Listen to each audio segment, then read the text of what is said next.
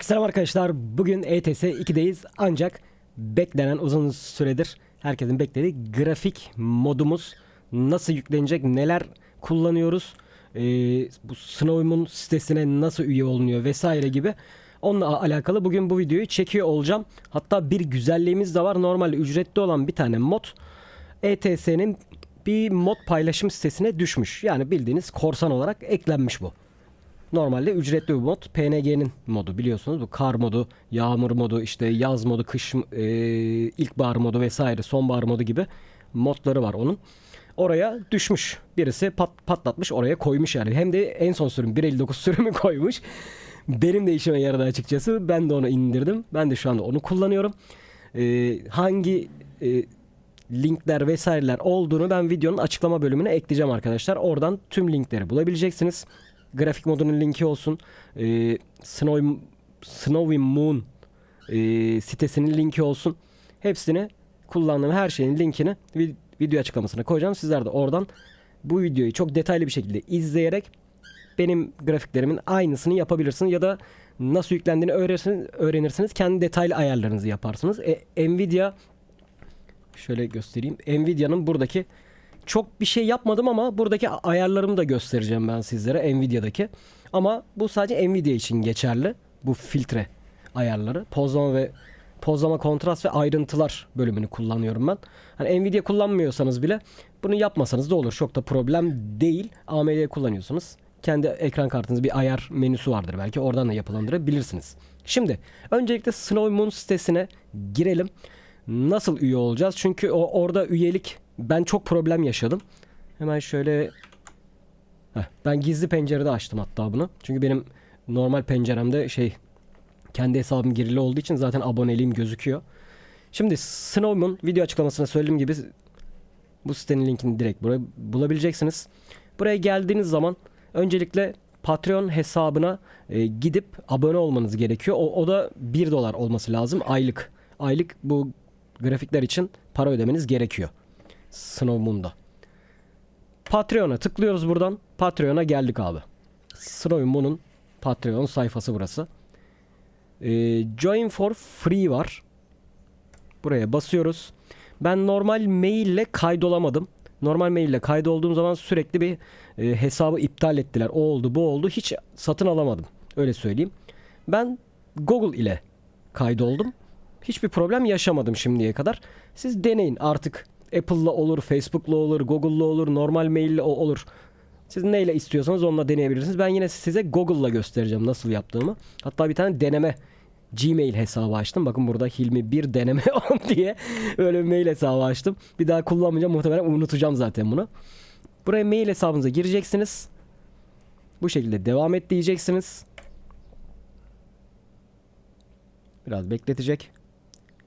Ve buraya üye oldunuz. Bu sayfa gelir. Bu sayfa gelmezse bile buradan bakın Upgrade to Paid yazıyor. Upgrade to Paid'e basıyorsunuz. Bu sayfa geliyor. Tier 1, Tier 2, Tier 3 var. Bunların hepsi hemen hemen aynı şeyler, sadece yapımcıya destek olmak amaçlı $2, $3 ekstra para vermek isterseniz diye gösteriyor. $5 falan filan var. $1'lık yeter. Upgrade'e basıyorsunuz. Buradan ödeme bölümü geliyor. $1.20 şeyle birlikte, vergisiyle birlikte. Buradan aylık ya da yıllık seçebiliyorsunuz. Yıllık seçtiğiniz zaman %5 indirimli oluyormuş. Aylığı seçtiniz. Karta tıklıyorsunuz. Buradan kart bilgilerinizi vesaire her şeyi yazıyorsunuz. Ülke olarak Türkiye tabii ki seçildiyse Türkiye'yi seçiyorsunuz.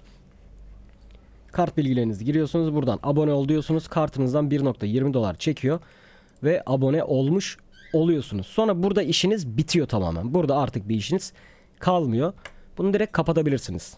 Bu sayfadasınız. Oradaki ödeme işlemleri tamamdı. Her şey tamam. Yani ödeme yapıldıysa sıkıntı yoktur. Buradan login bölümü var bakın. Login. Login'e bastınız. Patreon yazıyor. Patreon'a basıyorsunuz. Buradan allow dediğiniz zaman, hatta diyelim bakayım. Muhtemelen ben şu anda olmadığım için, üye olmadığım için burada göstermiyor. Hatta onu kendi hesabım üzerinde göstereyim. Bu arada pazar günleri Bu ücretli olanı ücretsiz bir şekilde kullanabiliyorsunuz. 24 saatliğine size açıyor. Hatta ben bu videoyu Perşembe günü çekiyorum. Siz bu videoyu hatta bir yanlışlık olmazsa ücretsiz olduğu gün izliyorsunuz. Pazar günü izliyorsunuz. Bakın burada gördüğünüz gibi pazar günleri ücretsiz yazıyor. Pazar günleri isterseniz bir deneme yapabilirsiniz. Hoşunuza giderse satın alırsınız. Şimdi login dedik. Patreon diyoruz. Gelen bölüme Olov diyoruz. Patreon hesabımızı açmıştık. Bakın tier 1 satın aldığımız bölüm geliyor. Burada lisans anahtarınız var. Buna tıkladığınız zaman çünkü oyun açılırken size bir kerelik bir lisans anahtarı soracak. O lisans anahtarını şuradan kopyala diyeceksiniz. O istediği bölümde gireceksiniz. Bende girili olduğu için bende sormayacak şimdi girerken ama küçük bir pencere geliyor. Zaten yazıyor orada. Buradaki anahtarı gireceksiniz oraya. Abone oldunuz. Kart bilgilerinizi girdiniz. Her şeyi çektiniz. Problem yok. Buraya da giriş yaptınız. Burada tier 1 yazdı mı? Yazdı. Bakın burada Euro American Truck Simulator yazıyor. Buna basıyorsunuz. Paid yani ücretli. Buna geliyorsunuz. Kaydırıyorsunuz aşağı doğru. Buradaki DLSS 3.7 ve stabil 256 olanı indiriyorsunuz. İkisini ayrı ayrı tıklıyorsunuz. İndiriyorsunuz. Şu şekilde ikisi WinRAR olarak iniyor. Ya da zip olarak iniyor artık sizin nasıl inecekse. Bu şekilde bunlar indi mi? Artık bu sitede işiniz kalmıyor. Ama şöyle şimdi oyuna girerken o şeyi soracak ya. Lisansı soracak ya. Buradan lisans kopyalayacaksınız. Oraya yapıştıracaksınız. Oyun ondan sonra açılacak. Şimdi RAR'da neler var? Birinci RAR'ımızı şöyle seçtik. Şu klasörün içine girdik. Bakın burada iki tane DLL dosyası var. Bunları alın. Bir yere çıkartın. Sonra DLSS 3.7 klasörü. Bunu da açıyorsunuz. Bunun içerisinde bir tane var. Bunu da alın çıkartın dışarıya. Bakın burada 3 tane DLL dosyası oldu. DLL dosyası oldu. Bunları kopyalıyorsunuz. Steam'e geliyorsunuz. Oyuna sağ klik yapıyorsunuz. Yerel yönet diyorsunuz. Yerel dosyalara göz atlıyorsunuz. Oyunun kurulu olduğu yere geliyor. Bakın. Oyunun kurulu olduğu yere geldi. Bin dosyasına giriyorsunuz. WinX64 klasörüne giriyorsunuz. Buraya bu 3 tane kopyaladığınız şeylere DLL dosyalarını atıyorsunuz. Karşınıza değiştir vesaire çıkarsa değiştir deyin geçin. Bakın şunlar. Lightning var mıydı onun içinde? Dur bakayım. DLL D input 8 NVNGX DLL D input 8 şu bir de şu 3 tanesini buraya atıyorsunuz. Karşınıza değiştir diye seçenek gelirse değiştir deyip geçiyorsunuz. Bunları buraya attık. Tamamen burada işimiz bitti. Ondan sonra oyuna giriş yapacağız arkadaşlar. Oyuna giriş yapıyoruz. Oyuna giriş yaparken o size key ekranı gelecek. O key ekranınıza key'i giriyorsunuz. Tamamen oyun açılıyor ve artık Snow Moon aktif demektir. Snow Moon'un aktif olduğunu nasıl anlıyorsunuz? Bu pencere geldi ya da oyuna direkt girdiniz vesaire. Neydeydi? End tuşundaydı. Orijinali End tuşunda geliyor. CTRL P ya da End tuşuyla şöyle bir pencere açılıyor bakın. Sol üstte. Bu pencereyi gördüğünüz zaman tamamdır. Açılmış demektir. Yani şu bölüm geliyor. Ben açma penceresini delete yaptım. Ben End tuşunu oyunda farklı kullandığım için. İsterseniz buradan değiştirebiliyorsunuz bu arada. Delete. Normalde böyle End olarak geliyor. Buna tıklıyorsunuz. Delete yapabiliyorsunuz ama CTRL P de çalışıyor. Yani CTRL P'den de şöyle açıp kapatabiliyorsunuz bu pencereyi. Şimdi bu pencere geldiği ayarlarınızı yapacaksınız. Ben kendi ayarlarımı göstereyim. Siz ondan sonra isterseniz kendi ayarlarınızı da yapılandırabilirsiniz. Bana çünkü soran arkadaşlarımız oluyordu. Kendi ayarlarını göster abi diye. Ben kendi ayarlarımı göstereyim. Siz nasıl yapmak isterseniz sonra kafanıza göre, kendi zevkinize göre de yapabilirsiniz. Şimdi Lightning A, B, C ve D default var. Yani oyunun orijinal görselleri olarak. Hatta onu oyuna giriş yapayım ben. Şuradan kariyere devam ettiğim. Bir oyunumuz açılsın. Orada göstereyim.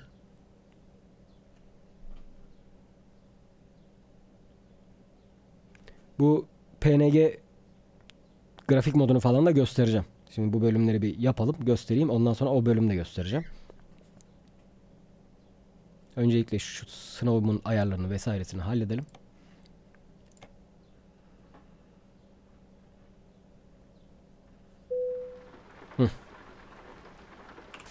Şimdi.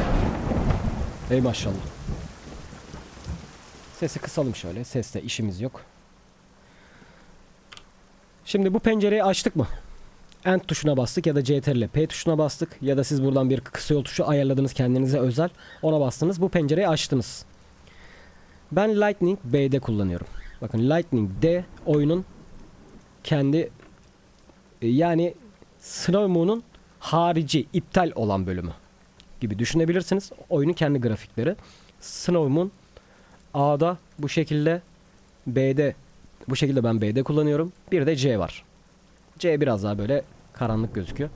Ben B'de kullanıyorum. Burayı Quality High, Medium, Low seçenekleri var. Bu tamamen sizin ekran kartınızla, sisteminizle, işlemcinizle alakalı bir şey.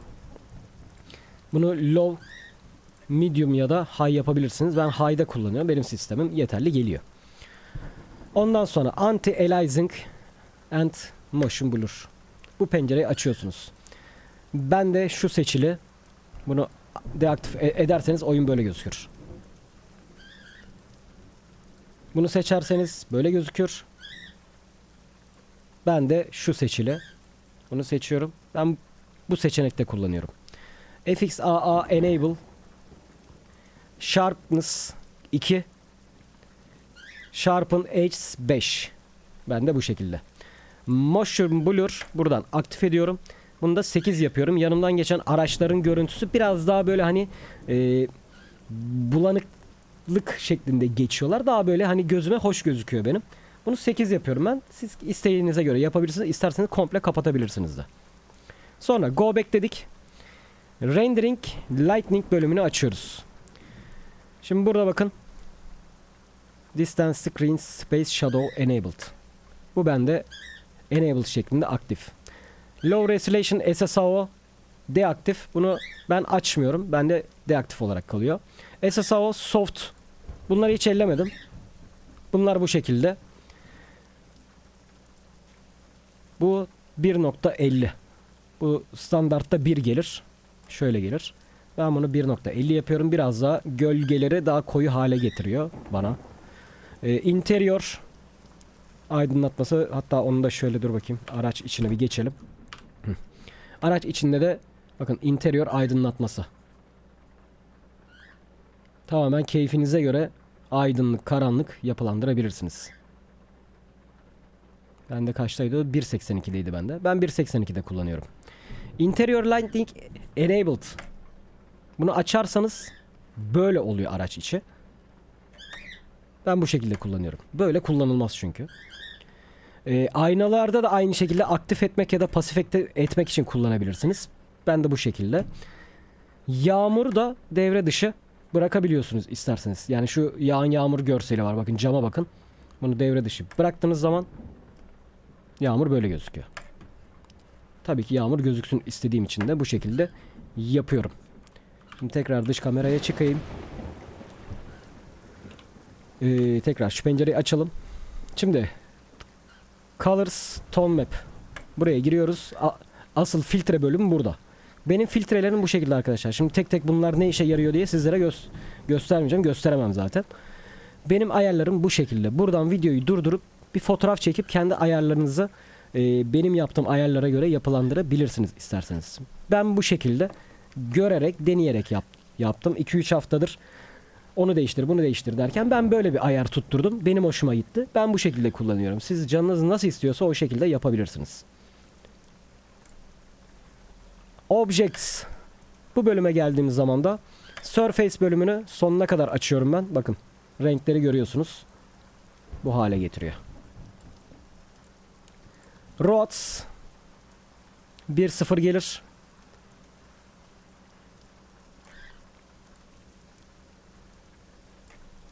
Bu enabled, bak pasif yaptığımız zaman böyle, açtığımız zaman o yağmur birikintileri, yolun o lastiklerin geçtiği koyuluk alan falan filan, onları bu şekilde gösteriyor. Bunu açıp kapattığınız zaman da oraları daha netleştiriyor ya da daha pasif hale getiriyor. Ben sonuna kadar açık kullanıyorum daha net gözüksün diye. Vegetation konuşamadım. Etraftaki çimlerin yoğunluğu ve ağaçların yoğunluğunu ayarlıyor. 0.60'da 0.66 yapmışım ben. Bak yukarıdakini değiştiriyorum. Bak ağaçlara bakın. Şuradaki ağaçlara bakın. Aracın arkasındaki.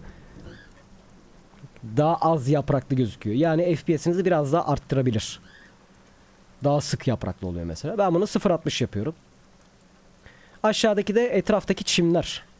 Bakın çimleri komple kaldırdı neredeyse. Çok az bir şekilde kalıyor.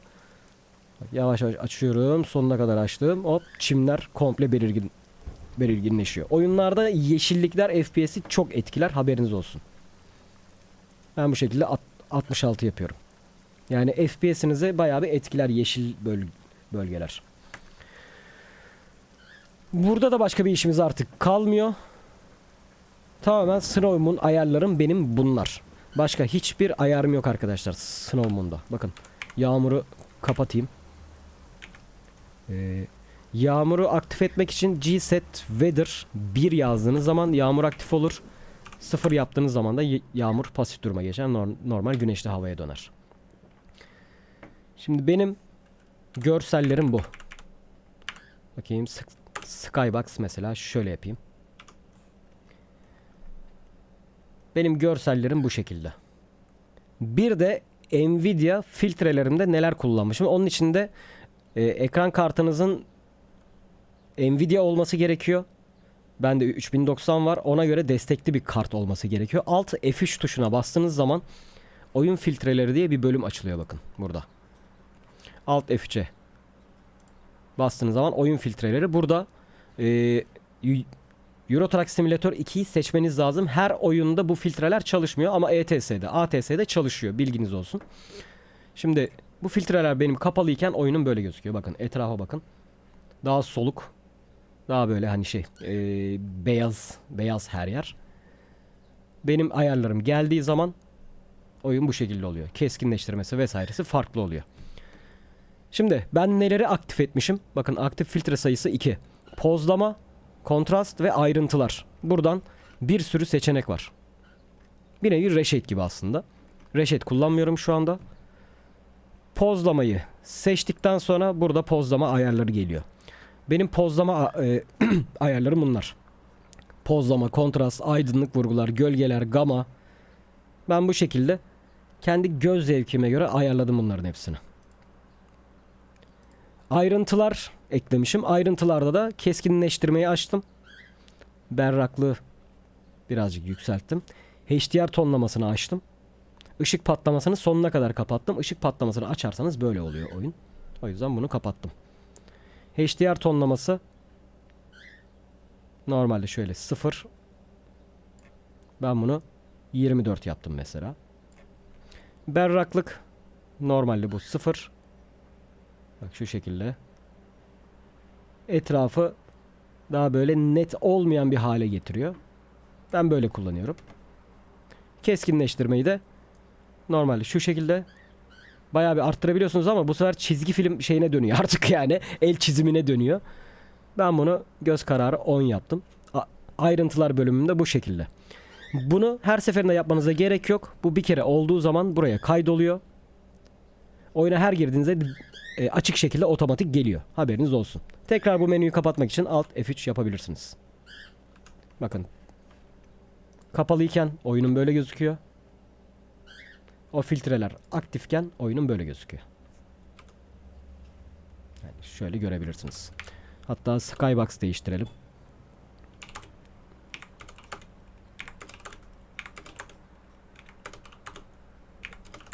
Daha böyle kapalı bir hava var mı?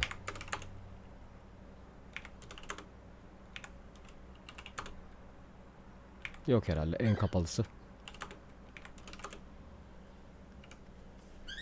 Bu herhalde. Yağmurlu yaparsak tabii ki şey olur. Şimdi bak şöyle yağmur seçelim.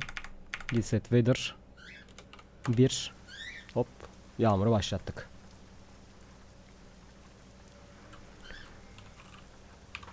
Hemen şöyle sıfır kamerasından etrafa da bir göz atalım. Evet yağmurda oyun bu şekilde gözüküyor. Arkadaşlar şöyle görebilirsiniz. Snow Moon'u eklediğiniz zaman Snow Moon bu işe yarıyor. Yağmurda özellikle tüm detaylar, ayarlar tam olarak benim ayarlarımı bu şekilde yaparsanız aynı bu şekilde gözükür. Ya da isterseniz kendiniz kafanıza göre de ayarlarınızı yapılandırabilirsiniz. Bakın yağmur damlacıkları vesaire her şey böyle gözüküyor. Araç içerisinde de böyle gözüküyor.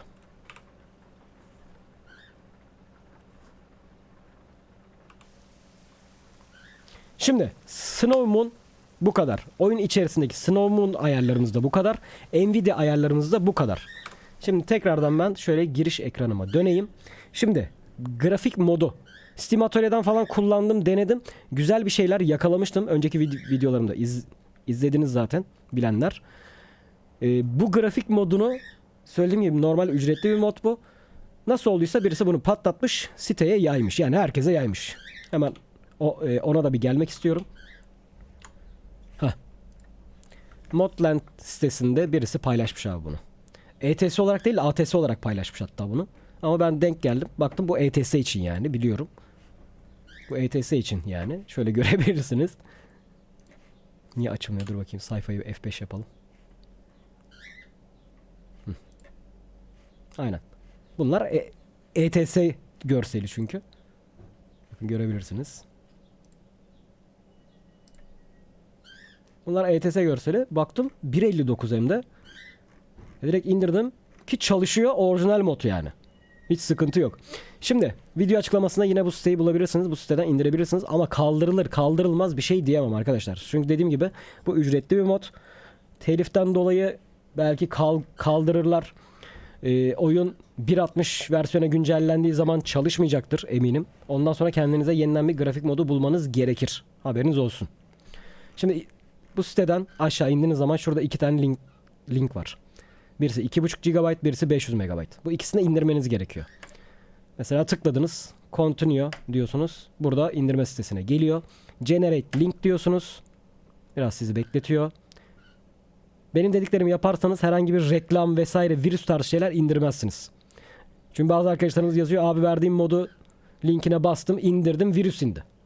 Abi sen modu indirmemişsin. Sen reklama tıklamışsın. Gidip reklamdaki bir şeyi indirmişsin. Virüs inmiş yani. Ben niye virüs linki vereyim ya da ben niye bilgisayarıma virüs bulaştırayım mesela. Çünkü aynı modu ben de kullanıyorum. Şimdi buna bastık. Download link bölümü geldi. Download geldi. Download'a basıyoruz. Size direkt şurada bir yerde indirebilir de ben internet download manager programı kullandığım için ben de bu şekilde pencere geliyor. İndirmeyi başlat diyorum ya da kendisi otomatik olarak başlar. Onu takip edin. Bu birinciydi. İkinciyi de aynı şekilde indireceksiniz. İkisi de inmiş olacak. Hemen şöyle gelelim. Şu iki tane dosyayı indireceksiniz arkadaşlar. Sonra bu iki tane dosyayı şöyle seçiyorsunuz. Sağ klik yapıyorsunuz. WinRAR. Buraya ayıkla. Ya da klasöre ayıkla diyorsunuz. Ayıkladığınız zaman şöyle bir klasör gelecek karşınıza. Bunun içerisine giriyorsunuz. Şimdi asıl modlar burada. Mod load order. Bu çok önemli. Bu fotoğrafı açın. Bir kenarda dursun bu fotoğraf.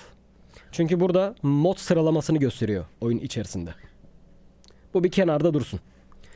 Main mod files. Bunun içerisine giriyorsunuz abi. Bunun hepsini kopyalıyorsunuz. Ondan sonra belgeler. Euro Truck Simulator 2 mod klasörün içerisine buraya bunların hepsini yapıştırıyorsunuz. Bakın. ZPNG ve PNG'ler. Bakın. ZPNG ve PNG'ler. Bunları buraya yapıştırdınız. Sonra buradan geriye gelin. Free add-on mods'lar da var. Sokak lambaları modu var. Ondan sonra jenerik logolarının modları var. İşte McDonald's'ın mesela logosunun görseli. İşte tabela modları gibi düşünebilirsiniz. Şu ritmiler hariç bu SCS uzantılı dosyaları aynı Street Lamp. 3 tane farklı mod var. Birisi de gerçekçi hava akışı. Yani havada gördüğünüz uçakları, yani uçan uçakların işte arkasında bıraktığı o beyaz bulutumsu işte buharı vesaireyi onu falan gösteriyor. Bu şekilde bir mod da var. Bunların da üçünü tek tek böyle içerisine girip Nerede o? ZZZ yazanlara bak. Şu 3 tanesinde yine mod klasörünüzün içerisine atıyorsunuz. Burada Reshade ve Snowman config file var. Ben bunlara hiç dokunmadım. Ben çünkü kendi ayarlarımı kullanıyorum. Snowman'da Reshade zaten kullanmıyorum. Bütün grafik modlarını attınız mı? Attınız abi. Oyunu açıyorsunuz. Modlar bölümüne geliyorsunuz. Modlara bastınız. Bu bölüm açıldı. Burada zaten artık göreceksiniz. Şu anda 1.59 sürüm uyumlu. Haberiniz olsun. 1.60 geldiği zaman bu videoyu izliyorsanız çalışmıyorsa benim yapabileceğim bir şey yoktur o konuda. Artık geçmiş olsun yani. Mod patlamış demektir. Ya da sitede mod silindiyse, kaldırıldıysa ona da benim yapabileceğim bir şey yok. Ben bugünün tarihinden sorumluyum. Bugünün tarihi 14 Mayıs 2026. Ben bugünün tarihinden sorumluyum. Şimdi o fotoğraf demiştim ya. O fotoğrafı önünüze açın. Fotoğrafta diyor ki sıralama çeşidi bu şekilde olacak. Şimdi bunu da ben size anlatayım. Önemli olan şeyler şu 5 tanesi. Base 0, Base 1, Base 2, Base 3. Bunların sıralamasını aynı bu şekilde yapacaksınız. Bakın. Oyun içerisine göstereyim. Şöyle. Base 0, Base 1, Base 2, Base 3. Bunları yaptınız mı? Sıralamayı bu şekilde yaptınız. Ondan sonra diyor ki Weather'ı ekle. Eğer sisli kullanmak istiyorsan Weather'ın üstüne de Foggy Weather'ı ekle. Bak Weather'ı ekledim. Ben videoda bir önceki videomuzda sisli kullanmadığım için sisi eklemedim. Ama eklemek istersen de bakın burada. Bunu Weather'ın üstüne ekle diyor burada. Weather'ın üstüne sisli kullanmak istiyorsanız eklersiniz. Sis olsun istemiyorsanız eklemezsiniz. Bunun üzerine diyor ki PNG North Experience'ı ekle. PNG North Experience. Bunu da eklediniz mi üstüne? Eklediniz. Eğer yağmur kullanmak istiyorsanız PNG North Experience'ın üstüne PNG PE Rain dosyasını ekleyin diyor. Biz az önce yağmurlu kullandık ya. Rain'i ekledim. Yağmurlu kullanmayacaksınız. İlkbahar, sonbahar ya da yaz. Bunlardan birini kullanacaksanız üçünü aynı anda eklemeyin diyor. Yalnızca birisini ekleyin diyor. Yağmurda da aynı şekilde. Bunlardan birini kullanacaksanız mesela neyi kullanacaksınız? Spring ya da Autumn. Autumn'u mesela kullanacaksınız. Yağmuru buradan kaldır. Autumn nerede? Burada. Autumn'u North Experience'ın üstünde şuraya ekle. Bak. North Experience üstü. Yağmuru kaldırdık. Autumn. Sonbahar. Sonbaharı buraya ekledim. Ondan sonra diyor ki bunun üzerine o 3 tane hani free mods diyordu ya 3 farklı klasörde. Jenerik logolarını ekle. Onun üzerine street lamp sokak lambalarını ekle. Onun üzerine de rail air trafik bölümünü ekle. Yani gerçekçi hava trafiğini ekle diyor. Mod sıralaması bu şekilde. Bunu birebir yaparsanız hiçbir problem yaşamazsınız. Haberiniz olsun. Yani mod içerisinde size açık açık gösteriyor. Ben de size açık açık anlatıyorum. Daha artık ne kadar açık anlatabilirim hiçbir fikrim yok yani. Bu arada bakayım. Rıfkı'nın sesi geliyor. Gözüküyor mu? Gözüküyor Rıfkı. Kız da bak şu anda yuvalığın tam kapısında duruyor. Yuvalığın ağzında duruyor. Şimdi bunları da yaptınız mı abi? Buraya her şeyi eklediniz mi? Geriye kalan kullandığınız ses modu olsun, araç modu olsun, fizik modu olsun, hasarsızlık modu olsun, harita modu olsun. Onlar her zaman grafik modlarının aşağısında yer alsın. Aksi bir durum olmadığı süreçte. Bazı mesela bir eklenti modu oluyor. Mod yapımcısı diyor ki şu def dosyasını, bu eklentiyi her şeyin en üstte tut diyor. Yoksa çalışmaz diyor. Onu o zaman en üstte tutabilirsiniz. Ama onun dışında her zaman grafik modlarını ben en üst seviyede tutmaya çalışırım. O yüzden benim grafiklerim bu şekilde ayarlı. Onun altında işte geçen kullandığımız ses modu vardı mesela. Ses modu, fizik modu, hasarsızlık modu. Fotoğraf çekmek için de deklanşörün görselini kaldıran mod mesela bu da. Steam Atölye modları bunların hepsi zaten. Steam Atölye'de bulabilirsiniz bunların hepsi. Ses modu hariç. Ses modu ücretli bir mod. Bunları da yaptınız mı abi? Bunları da eklediniz. Değişiklikleri onayla diyoruz. Ondan sonra herhangi bir şeyi seçebilirsiniz. Kaydınızı seçebilirsiniz ya da kariyere devam et diyebilirsiniz. Yükle diyorum. Devam et diyorum. Rain vardı. Rain'i kaldırdık. Sonbahara ekledik çünkü.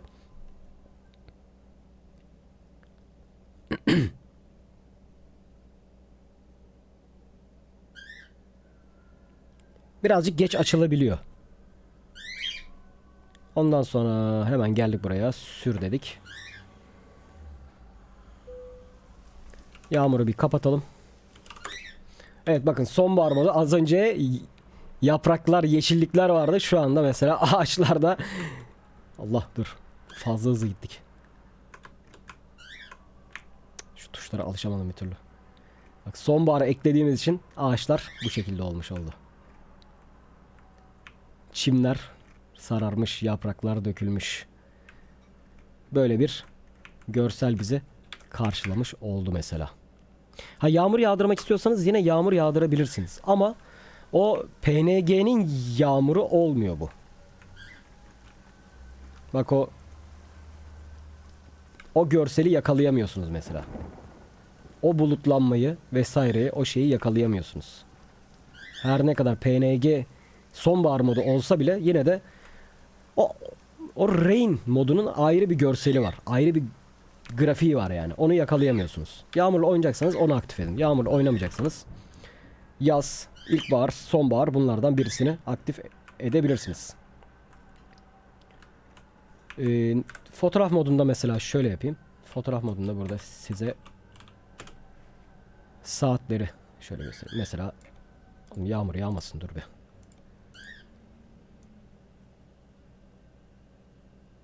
Bakın şu çok güzel bir şöyle birazcık Snowman'ı aktif ettiğiniz zaman bu şekilde oluyor bu arada. Hani bulut seçeneklerini seçtiğiniz zaman önce bir şöyle bir görsel oluyor. Biraz bekliyorsunuz ondan sonra tık normale dönüyor. Bir yapılandırıyor kendini yani oyun. Fotoğraf modunda da bu şekilde farklı farklı bulutlanma, saat vesaire bunları isterseniz görebilirsiniz. Mesela bak şöyle gün batımı.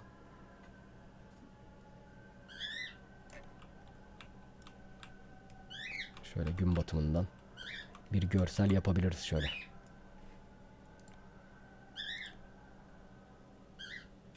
Gibi.